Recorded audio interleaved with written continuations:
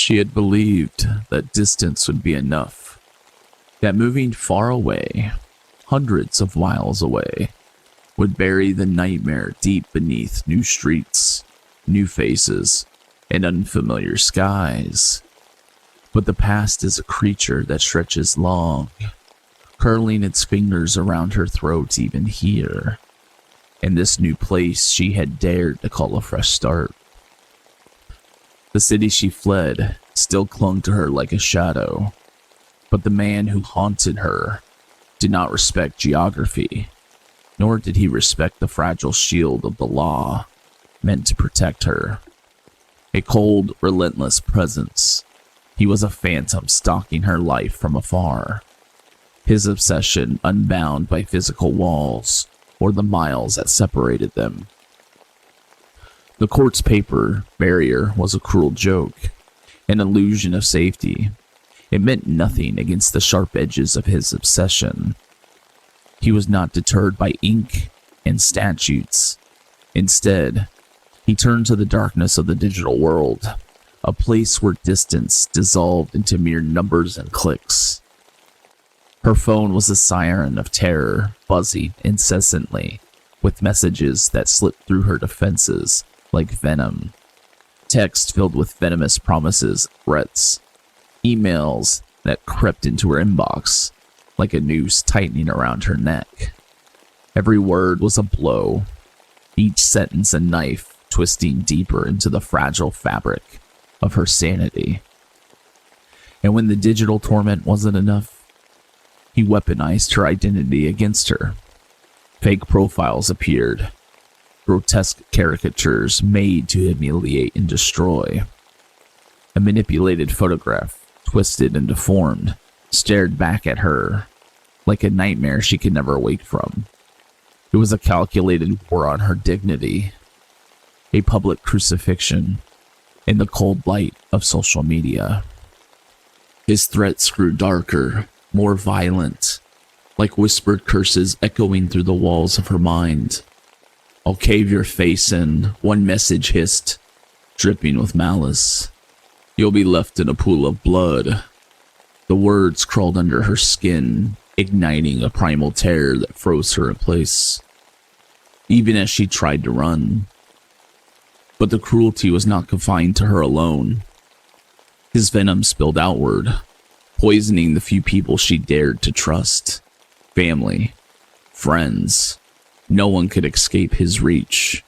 His words were chains, isolating her further, tightening his grip with each passing day. Even her companions, her animals, were caught in the crossfire. Threats to harm them were like ghostly claws tearing at her soul. It was a methodical dismantling of her world, a strategy to leave her utterly alone, exposed and vulnerable. Sleep fled her. Peace was a stranger she no longer recognized. Every sound became a threat. Every shadow whispered of him. The nights stretched endlessly, filled with the hollow echo of fear. Her sanctuary had become a prison, the walls closing in with every new message, every new lie, every new twisted image. The law had promised protection, but the hollow words of justice could not shield her from a man who lived in the cracks and crevices of technology. He reached across state lines with cold efficiency of a predator that knew no limits. Her move was meant to be salvation. Instead, it became proof that no distance can save you from terror when it's relentless. His presence, a dark pulse in her life, beating in every notification, lurking behind every screen. This is not mere harassment. It was an unyielding campaign of control and destruction, a slow unraveling of a person's very essence. She stopped trusting the world. Strangers' faces blurred into threats. Every glance carried the weight of unseen danger. Months passed in a haze of dread, her life a battleground where silence was a fragile weapon against the noise of his obsession. The wounds were invisible, but no less real.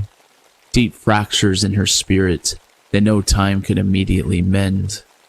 At last, the shadow fractured, the law caught up, and he was taken away, locked behind iron bars. It was a victory painted in small, cautious strokes. Her nightmare contained, if not fully erased. Yet, even in his absence, the terror lingered. The scars, those intangible marks left by relentless fear, remained etched into her memory. Healing was a distant promise, one that could take time, care, and the fragile thread of hope. Her story is a warning whispered in the dark to anyone who could listen. Stalking is not an obsession. It is a violent violation, a creeping horror that invades every corner of life and leaves you feeling hunted, even in the safest places. It is a crime that demands more than laws. It demands vigilance, compassion, and relentless support. It demands that we recognize the invisible wounds inflicted by shadows that cross state lines and pierce through the digital walls. And above all, it is a story of survival. The quiet, fierce courage it takes to face down terror and begin to reclaim what was stolen. Though the nightmare has been locked away, its echo still warns. The darkness is always waiting, just beyond the screen, and just beyond the door.